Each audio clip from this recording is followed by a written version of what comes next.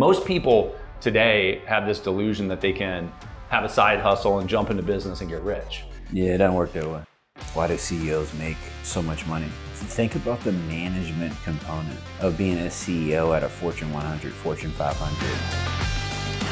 Oh, if I can focus on making people on the team as much money as humanly possible, that's gonna help us grow so much faster than me operating from the space of this marginal growth year over year because I wanna try to get more money for myself off the business. As you scale in paid traffic, your margin decreases. So, we might go from a 40, 50% margin, now we're at lower 30s. All right, that 30 is gonna become 25. That 25 is gonna become 15. The worst thing you can do in business is try to be Chris Jefferson. Yeah. Thank you so much for escaping the educational schedule downstairs. I know you were really prioritizing learning about a killer's funnel. Yeah, I'm a student of the game, man. That's really, honestly, I really respect it. I want to talk shit and I really just want to hang out and do this. No doubt. But Patrick Riddle, who's a client at Easy Pay Direct, also good buddy, is no question worth listening to. I appreciate you having me over. Yeah, definitely. So let's start with, you've got a big real estate background and now you've got a big real estate education company. Yeah. Which is, the nature of being here. Sure. Let me just ask you this before we even get into background. So you've got an 8-figure real estate education company. You've got a background of flipping, a background of wholesaling. Yeah. I want to talk about a bunch of those things. And now you're deep into AI as well. But what did you get from Patrick's funnel? What did you learn? What was the big takeaway? That's a great question. So we created a SaaS product, a software product for our community. And the reason we created this community software is because, we're selling a coaching product for, a $5,000 ticket on average. And, I started getting all this guilt internally because I'm selling a 5K package. And then I got to then point people to all these other affiliate companies once they sign up and say, hey, now you got to spend another $500 a month, $1,000 a month on software to do a deal. Right. And so we started taking a look at it and we wanted to create a piece of software for our community to help them kind of lower that expense.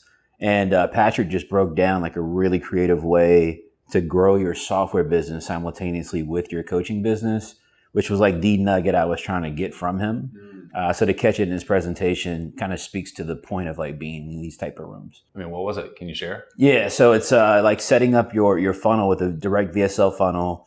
And then in your OTO 1 and 2, so your upsells, right? Mm-hmm. Making your upsells. One-time offer. Yeah, making your upsells based around the software itself. So literally packaging your software as a one-time charge upsell and then a monthly subscription after that was just kind of that, okay, I get what that, why you're doing that, and I get why that makes a ton of sense. So fundamentally, the idea is there is that you sell your core product, what you're good at, and the stuff that you were going to ask people to go to another source for later, you bundle it. Correct. And you say, hey, functionally, we'll give you a discount to do it right now. Everything you need, you can buy and get literally right here. Yeah, I would imagine that not only does that create more revenue for you, but probably more importantly, it reduces the barrier to implementation for them.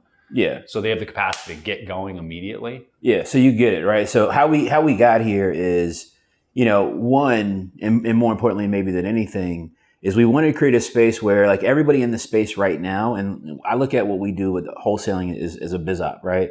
And so people are looking for a result fast. Mm-hmm. And so in the world of social media where there's e-commerce, there's all these other things that people could do to make money. When they come across wholesaling, well, when I started out 14 years ago, wholesaling felt fast, mm-hmm. right? The timeline to make money on a wholesale deal, in my head was quick, right? Yeah. It's a 30, 60, 90 day action item if you could create a lead opportunity.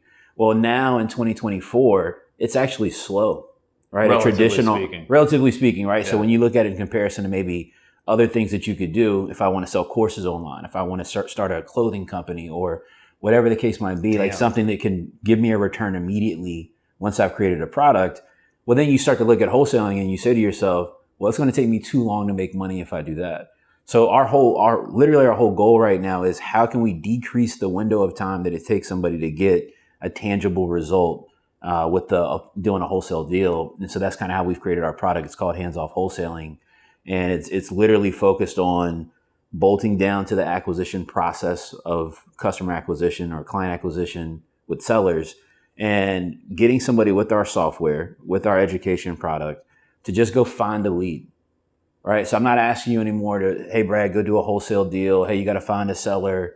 You got to, show the property. You got to deal with the title attorney. No, look, all I need you to do is take this piece of software, take this piece of education, implement the software itself. And then when you get a result from the software, give it to me. I'll complete the rest of the transaction. I'll give you 50% of the profit. So you've got a bunch of bird dogs out there.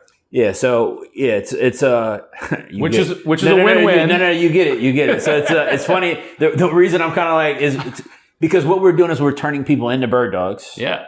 And we're letting them be wholesalers. Mm-hmm. Right. Because you know how it is, man. We all want to be who we are in our head. It's also teaching one step at a time. Yeah. Right. Because if you can master this in creating opportunities, yeah, you can feed yourself forever regardless. Right. And that's actually how I look at wholesaling. So first and foremost, I've probably done, I've done a handful of episodes with people that wholesale. Yeah.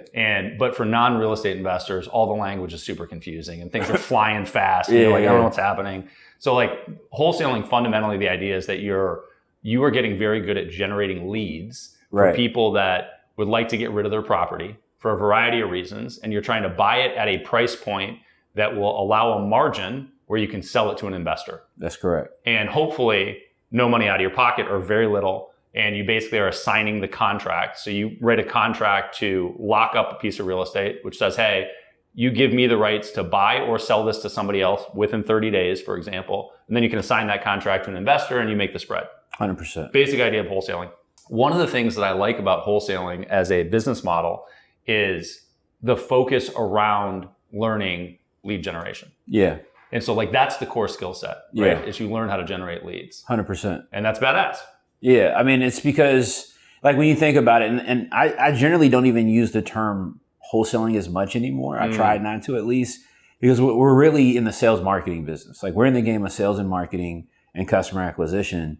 And so once you understand that, like, okay, there's a cost to customer acquisition. And if I can optimize for that cost on back end profit, then all I need to do is figure out how to create as many customers as possible. And even if I have no idea, right? So if I have zero clue what to do with this lead once I create it, all right, it's the law of economics, right? It's very easy to understand the concept that, well, if I can create a lead, I don't have to know what to do with it. All I need to do is know how to find someone or have a relationship with someone who does know what to do. Because in the world of business and sales, who's going to turn down a free lead that's revenue? So if I call up any wholesaler across the country and I've got a property under contract, or I've talked to a homeowner that wants to sell and I call you up and I'm like, hey, Brad, got this property under contract. You're a wholesaler. You know what to do. It's in your backyard in Austin, yada, yada, yada. There's no reason for you to tell me no because it's an infinite return for you. It didn't cost you anything to acquire that customer. So I do think that when people are starting out with business, when people are starting out with things, if you can figure out sales and marketing for whatever it is that you're looking to do, when you get to a point of scaling later, or optimizing later, people that don't do well in business, they miss that part. Yeah. Yeah, I totally agree, dude. I grew up in hardcore sales. Yeah. Like, I'm going to close you at the kitchen counter. It's never going to happen. Same, man. Same. Yeah. What did you grow up selling? So I grew up, man, selling knives, man. No shit. Knives. Cutco knives. Me too. Me too. So I was the number one rep in Cutco in 2001. Oh, no shit. Yeah. That's crazy. Yeah. Grew up in Ann Arbor, Michigan. And then I've still to date, I've probably got 8 very close friends that were all the Cutco high performers. Really? That's awesome, man. Yeah. I wasn't a high performer at Cutco, but what it did for me is it taught me how to cut my teeth getting told no. Yeah. You know, because that's the mindset problem when you get into sales, especially like hardcore sales like that. I did bill collections, man. I used to work at an amusement park, selling people to play games and spend their money to do, the games that take your money around the amusement park. And so when you figure that, like the verbal component of sales, and like the power of communication, one, it does a lot for you business-wise, but it also does a lot for you just in life once you can figure out communication, understand how to talk to people, and really understand that we're all basically the same. Yeah.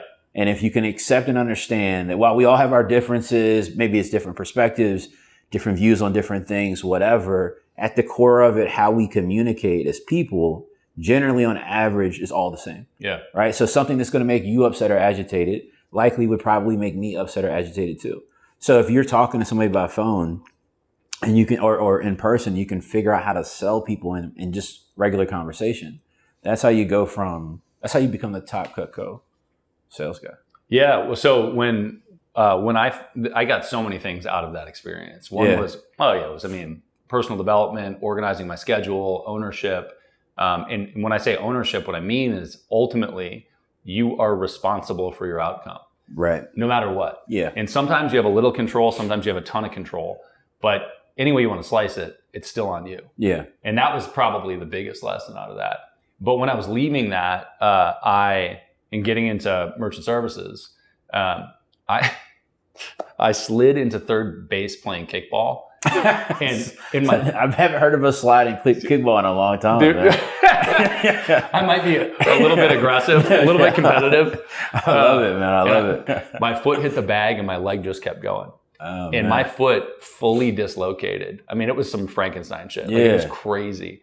But I couldn't walk for 6 months. I couldn't run for a year and a half. Sheesh. Yeah. And during that time, I was laying on my couch in Ann Arbor, Michigan, studying internet marketing.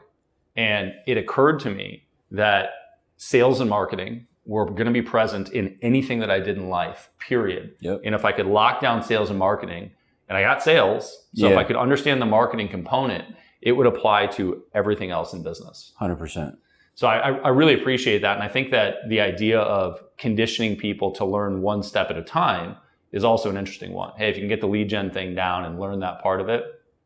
Most people today have this delusion that they can have a side hustle and jump into business and get rich. Yeah, it doesn't work that way. It really doesn't. And what most people do when they try to move from, like, specifically the sales guys or girls that move from a high-paying-ish sales job, and they're like, oh, I'm going to do it on my own. Right. They have no fucking idea how many other things they're going to have to manage. So I talk about this a lot. And this is the unspoken thing about business, right? I had an operations manager that used to work for me a while back, and high school friend. We grew up together, really close friends. Got him into the business. He was doing a really good job. And so one day he comes to me and he's like, "Hey, Chris, I want 50% of the business, or I'm leaving." Right? I'm like, wow, bro. I'm like 50%, and I'm like, how did you come up with the 50%, right? Good question. Because I'm kind of taken aback. I'm like 50% of the bit, Yeah. And so I'm like, hey, like, how did you come up with the 50%? Ask, like, where did it come from? And so he's like running me through, what he's doing, and I'm like, that's a job. Like, that's your job, is to do these things. Like, you're managing operations, right? So you're managing different people, different segments of what we're doing. And I said to him, right? I said, hey, you're not ready to go out on your own, right? And I said, I would hope that you would trust me enough that if you were ready, that I'd tell you that, right? Because I'm not trying to keep you here forever. I'm not trying to keep anybody who works for me in the same space or same position forever. I want to support people to pursue whatever they want to pursue. So, he's like, hey, if I can't get to 50%, I'm out. All right. So he quits, right? Hurts my business because now I don't have an operations person. So now I'm back in the seat, kind of doing some of these different things. And, what I kind of realized in the conversation with him and in that moment, right, is that he had no reality of everything else that went into place for the whole thing to work. Yeah. Right. He didn't understand that, there's a bookkeeping process. Didn't understand there's all this other stuff that has to happen, has to get done for the whole business to function. And so it's easy, I think, sometimes for people to see that they're part of the process, or their contribution to the process is more significant than it all. But business ownership is being able to have the visibility and understanding of all these components and how they function, how they work.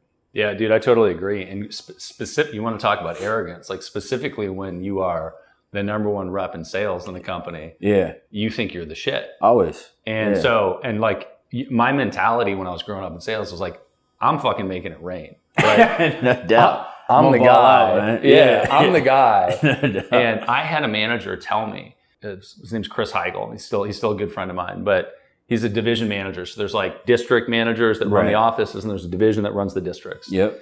And we're at like some payout dinner one night, and Chris is like, yeah, how much did you make last year? And I'm like 19 and I made 130 grand. Oh yeah, you were balling up. As a 19-year-old you're going crazy. In 99 or whatever. Yeah, that would have been going crazy. Yeah, crazy. I was like, I'm doing good. And Chris was like, I can't remember what his number was, but he was like, I made, 450 grand last year. And I probably worked a third of what you worked. That kind of gets your brain turning. It was crazy because my defiant arrogance didn't allow that message to absorb when I was 22 or 19 or whatever it was. But later I heard it. I was going to ask you, what was the moment where you were like, because that does happen often where we reflect back to, moments where somebody tried to guide us, help us, educate us on different things. What was that moment for you where you were like, I know what Chris was talking about now. It really wasn't until so when I started Easy Pay Direct, I got into payments first and I had no intention of starting Easy Pay Direct. And there's a long story to this and you probably don't know this, but I had a real estate education company for probably 3 years. Okay. All right. We were doing a few $1,000,000 a year. And to some people that's a lot, some people it's a little, but it's enough that I got to understand the model really well. Yeah. And from that, when that partnership dissolved, I launched Easy Pay Direct.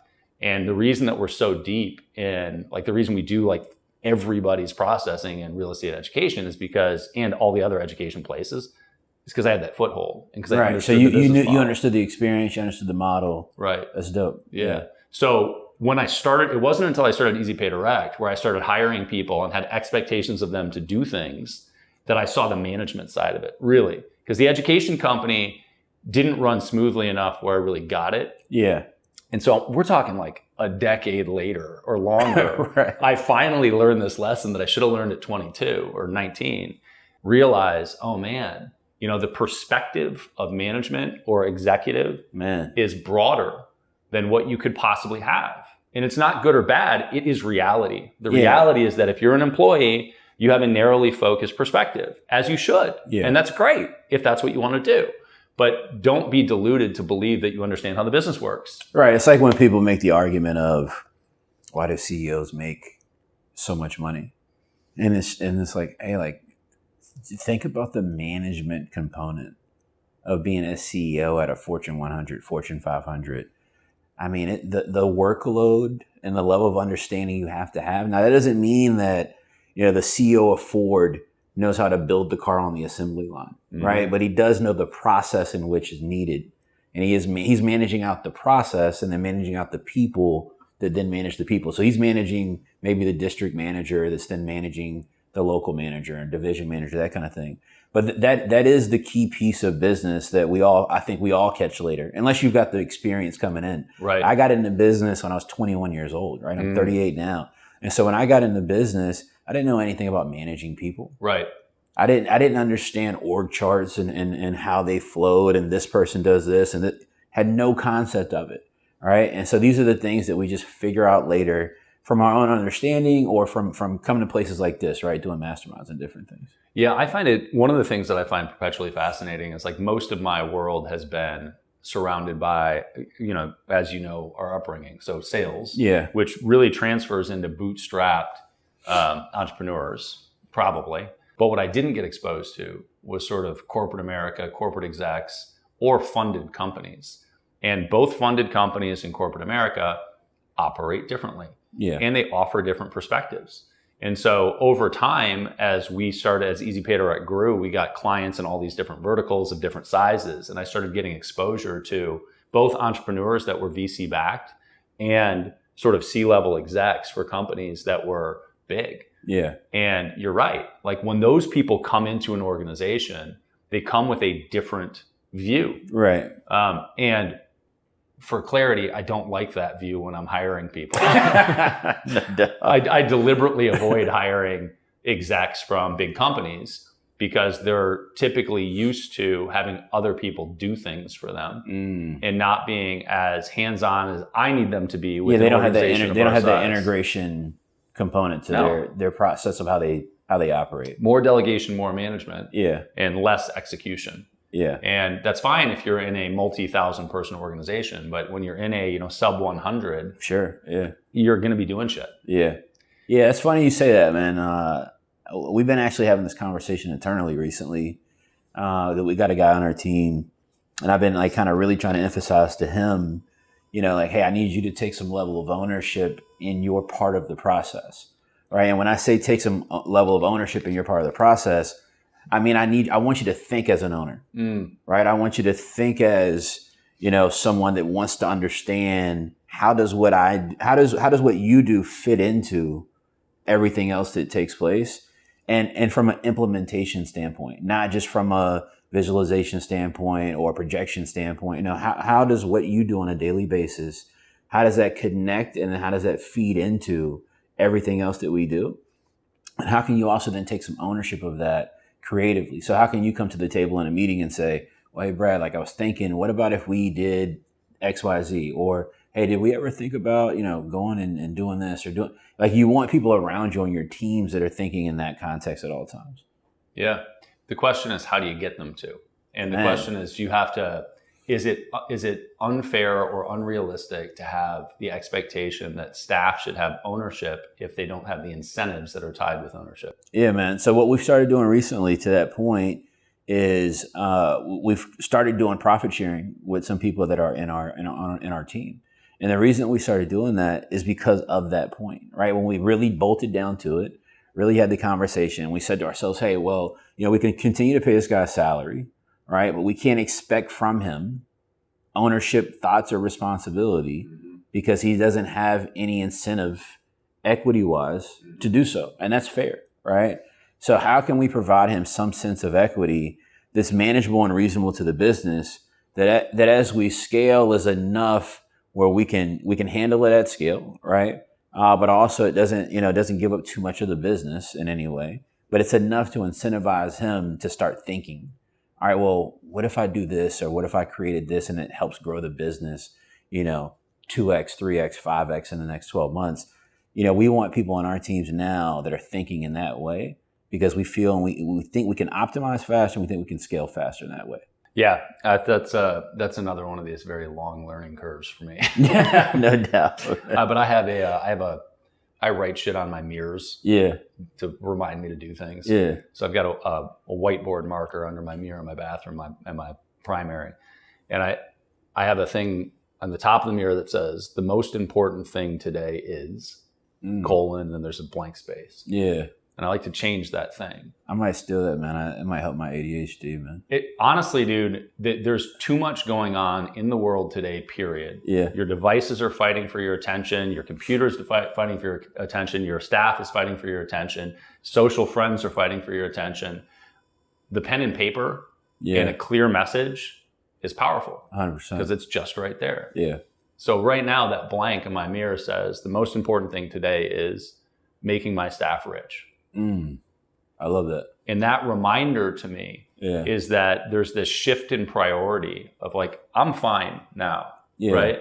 And this is not altruism, right? I'm not doing it because I'm a good guy, right? Right. No this doubt. is a pragmatic approach to growth. Yeah, same. And it creates a win-win for everybody, right? If I can get the biggest win for the staff, then my hypothesis is that it will give me the biggest win in the company and funny, for the clients as a result. So we got to the same spot because you get to a point where you start asking yourself like how much, and it's not necessarily how much do you need, but it's how much do you need right now, right? So we started taking a look at our revenue, and I remember I used to be this person that was very like me about the revenue, right? So I was always thinking from a perspective of, oh, how much more am I going to make next year, right? And so when I started shifting to, if I can focus on making people on the team as much money as humanly possible, the way they're going to fight, the way they're going to show up, the way they're going to think about things that I got blind spots on, things that I can't see. Because again, I'm not on the assembly line putting the car together,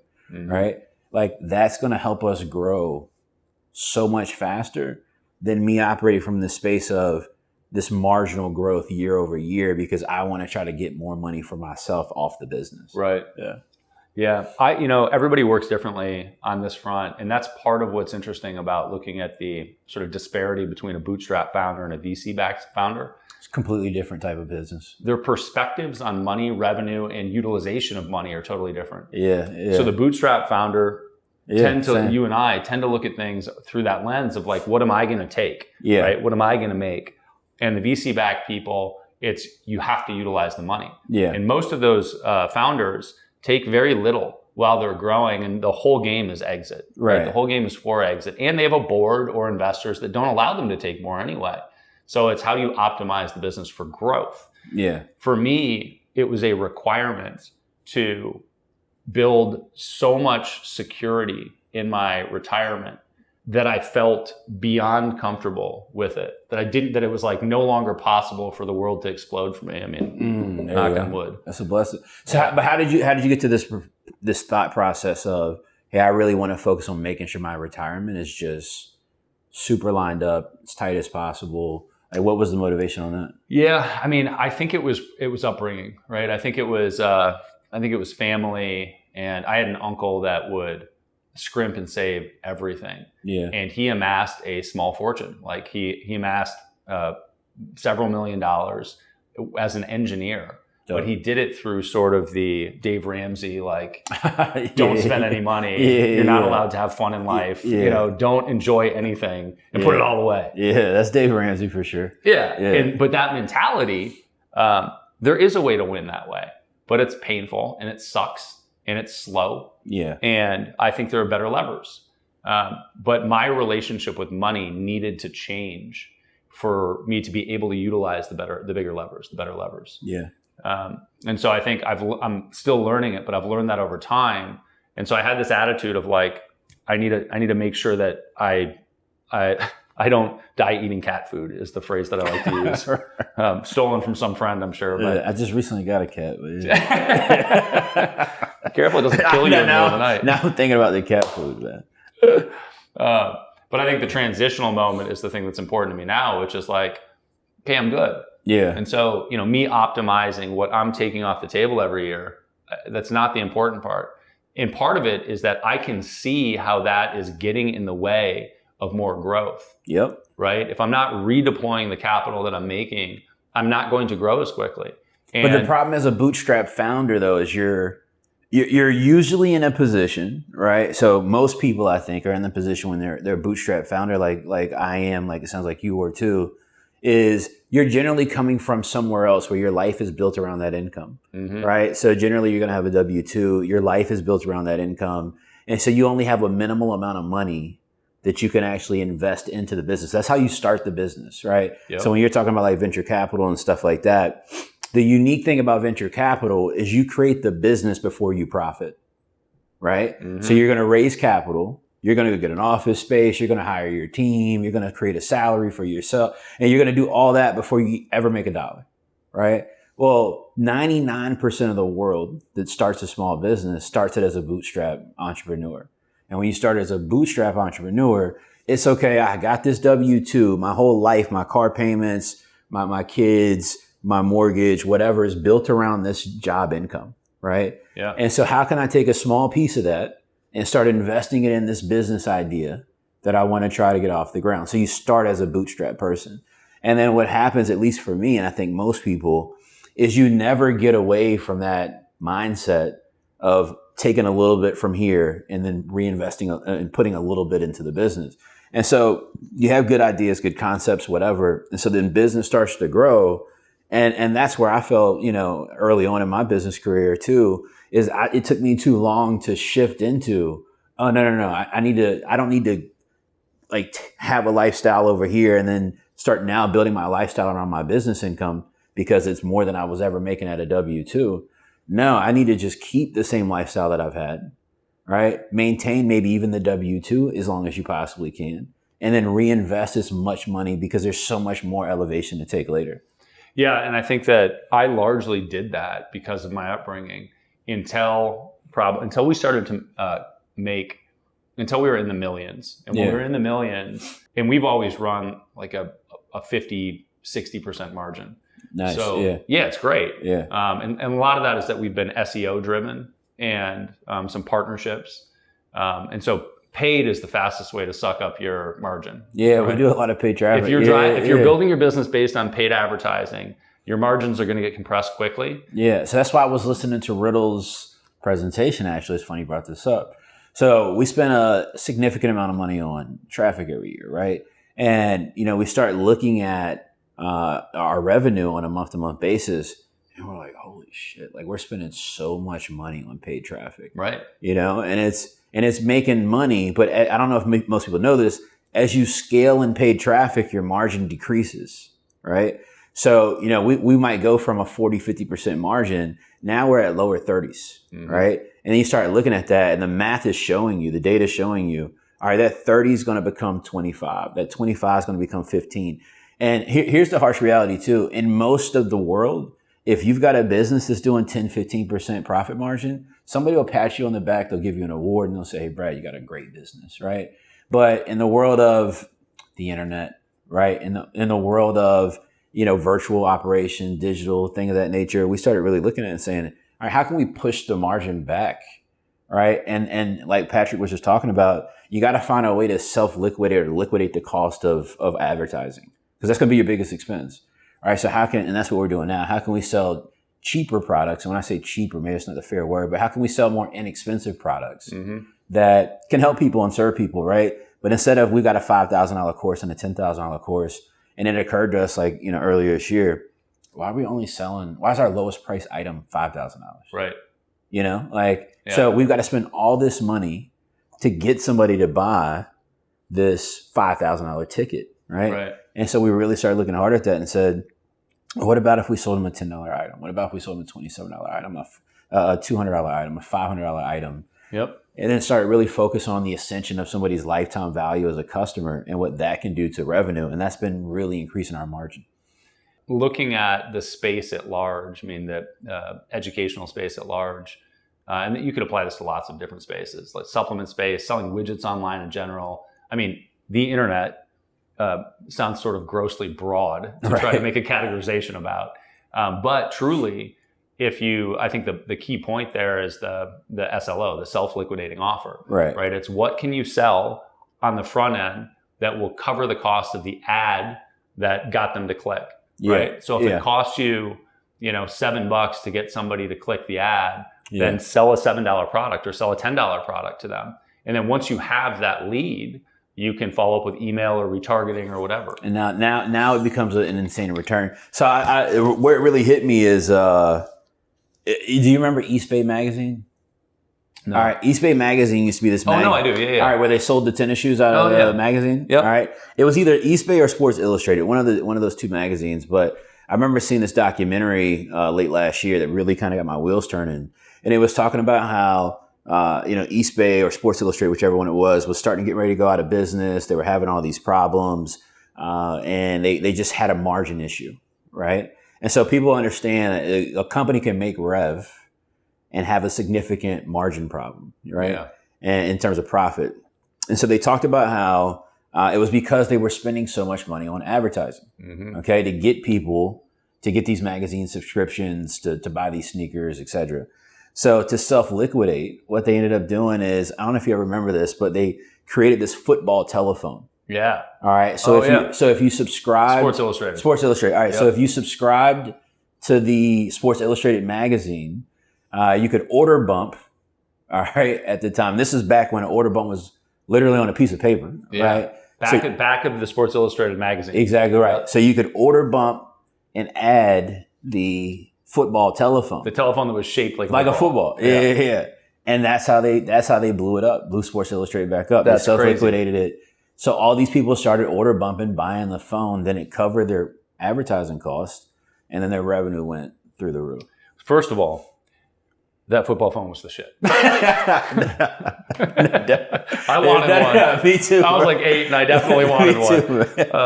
Second, I think the lesson is like the elements of marketing don't change. Isn't that funny how that works? It's wild. The medium changes. Sure. And the tactics change, but the strategy largely doesn't change. And with new mediums and tactics, you've got evolved strategy and you have new opportunities for innovation, but the basics, the underlying principles are the same. And I think that goes back to what I was saying earlier about once you can accept and understand that most of us all think the same way about things, the basics of things, right? So we all think in the capacity of we're filling out an order form or buying a product, and then there's a pop-up box that says, hey, would you like to add on for $7 such and such. We all look at that and think, do we need it or not? Yeah. Right. And so, yeah, there's these underlining structures and principles to marketing that apply to literally any and every type of, it doesn't matter if it's a car dealership, it doesn't matter if it's a doctor's office. It literally doesn't, like, don't think you're not going to the doctor and not getting upsold, right? It's the same, it's all the same game. Yeah. Yeah. Yeah. I think the biggest word of warning for new entrepreneurs, but really for anything, is that if you hear business advice and your response is, yeah, but my business doesn't work that way. Right. You're wrong. Yeah. 100%.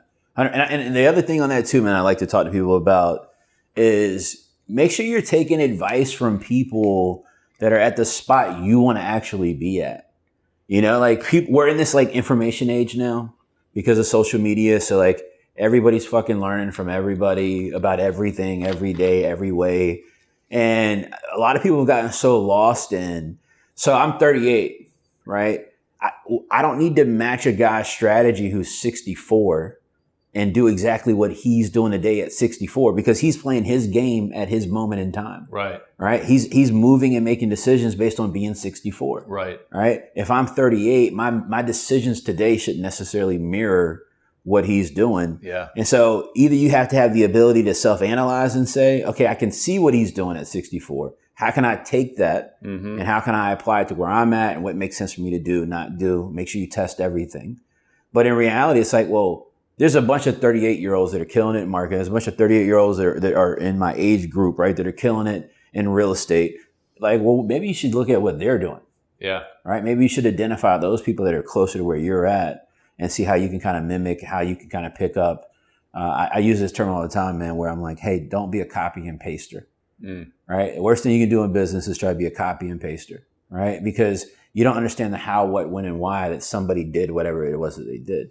So there's nothing wrong with being inspired, influenced, however you want to word it. But like you should be able to look at what somebody else does. And I'm sure this is probably what you guys have done. This is what I've done. It's what a lot of people have done. It's like, where are the deficiencies that lie here and how can we make those better?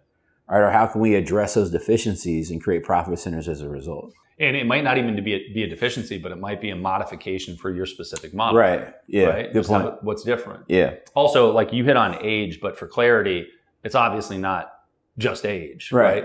And that's a proxy for like where you are in life in a moment. Sure. And for you, for example, most 38-year-olds don't make what you make. Sure. Don't have the businesses you have. And it's one of the most difficult things to do for somebody trying to learn, but it's really important to know kind of what business somebody's in, what their margins are, how big the business is, if you want to take advice and try to follow their path. Right. Like, do they have pragmatic information that might actually help you move forward? Yeah. And one thing I'll say too, man, is it took me a long time in business to learn this. It took me probably being in business 7-8 years before this clicked. So we talked about being like this bootstrap, entrepreneur, right? And what I started to quickly realize, after a few years is how I look at money today. All right. So in my own life, how I look at money, I look at my money, family money in 3 buckets, right? So I look at money in a now income bucket, which is money that we can create, in 30, 60, 90 days. Then I look at money in a midterm income bucket. So what money can I create within 6 to 18 months? And then I look at a long-term income bucket. All right. So what money can I compound and turn over 18 plus months, right? So that's in my world, that's how we're always looking at money is all right, what bucket does it fall into? Well, what happens with most people that are trying to make more money, they're trying to get a better life or whatever, is they come out in pursuit of a long-term income bucket. They come out in pursuit of a midterm income bucket, where in reality, that's not going to make you any money right now, right? To really make money and really scale anything, to really do it with any sort of speed, is you have to have, I call it a cash machine. You have to have some sort of now income bucket, whether again, that's your W-2, whether that's your current business, whatever that is, you have to have something that can produce money for you all the time, right? And you have to have it where that's stable, that's foundationally set, because then you take that money and put that into midterm opportunities. Maybe that's, a fix and flip, or maybe that's putting into a money market, whatever that is, right? And then you can build and compound money over time that way. Most of us, though, and myself included, because the midterm and long term is what's sexy. So it's sexy to say, hey, Brad, I got 100 doors. Right? Yeah. Well, if you know, the reality is that most landlords on average make $300 net per door. Right. So if you're making $10,000 a month at your job, $15,000 a month at your job, and you say, hey, I want to replace my income with rental properties, you have to have a significant amount of rental properties to just replace your income. It's much easier to go find an active income, a cash machine, to make $10,000 or $15,000 a month and then replace your W-2, because then that money can then easily go get you 50, 30, 100 doors, right? Like you can go buy 20 properties at a time that are cash flowing, that are going to make you money if you've got a cash machine that can help you go get it. Yeah, I mean, I agree with you. And I think that's tough because most people are educated to learn how to invest in real estate, for example. Yeah. But when they're learning how to invest in real estate, they're not learning how to make a cash machine in real estate that prints money. They're learning how to find solo one-off things that might produce a little bit of cash flow and hopefully will store value and provide a payout and increased value in the future. Right. But without question, the most significant thing, not only in terms of my investment opportunities, but also in terms of my mindset and my stability, is having this big cash engine that you know is hitting. You got it. That I can count on. That if I make a bad move, a bad investment, it's okay. Yeah. Because here's the thing, because you're going to. Yeah. Right? Like you're going to make a bad move. You're going to make a bad investment. Anybody who tells you they don't or haven't is full of shit. Right? And so what happens is you have to have this reliance on this foundational cash machine when that occurs, because you don't know how significant those hits are going to be. Right. Right? Because some of those hits will take you out. Right, especially if you don't have some sort of now income cash machine that's creating money for you. Yeah. And a lot of times when I see people get taken out, and I almost got taken out in 2017, right? Which is really when this really light bulb to me. I almost went bankrupt in 2017. I had a huge real estate business. I'm doing a ton of fix and flips, ton of new construction. And so my monthly overhead's over $200,000 a month at the time. So I got to make over $200,000 a month for me to take money home. Okay. And so, you know, when you get to the point where the people that are working for you or your contractors, stuff like that, they got new trucks, they got new boats, you know, and you're sitting there like, I can't even go get a new car right now. Right. Yeah. And you start really kind of thinking about it. And this place that you really start to get to, at least for me, was this level of clarity and understanding that, okay, like, let me go talk to the people that are successful. Like, again, like I said earlier, let me go talk to the people that I want to be where I see them, or where at least where I perceive them to be. Okay. Because if I'm running into these problems, I got to assume they've encountered them, or they've navigated around them somehow. So I went out and started talking to a bunch of people. And ironically, one of the guys is here that I sat down with and had lunch with. And so I remember I sitting down with this guy's name is Rich Lennon. Him and I sit down and he starts talking to me. And this is where this whole cash machine, you know, and midterm, long-term bucket thing kind of came up. And so I'm talking to him and I'm like, man, you don't seem stressed at all. You know, like, what the fuck are you doing? You know? And so we start talking and I'm like, you're doing just about as many fix and flips as me. You know, why you don't got gray hairs, man? Why are you not stressed out? You know? And I'll never forget it, man. We're sitting at lunch and his response to me is, he's like, well, I got 32 free and clear rental properties. And he goes, they're bringing me about $46,000 in cash every month. So he says, I just use that money. He said, I don't put it in my pocket. I just use that money and put it into my wholesale business. I use that to pay my employees. And I'm like, oh shit. I'm like, so all this time where I was like flipping all these deals, building all these houses, just taking the money, and not picking up rentals, not doing this, not doing that, not creating that underlying cash machine that when something goes left, something goes wrong on you, because again, it will, right? You're in a position where you can support it, deal with it, and kind of shake out of it and keep moving. Yeah. I love that, man. I think that's a great lesson. I have probably 6 more hours of things to talk to you about. We'll have to get together again in Austin, man. I love it, man. I love it. Chris Jefferson. Absolutely, man. I appreciate you. Thanks for spending time. Yes, sir.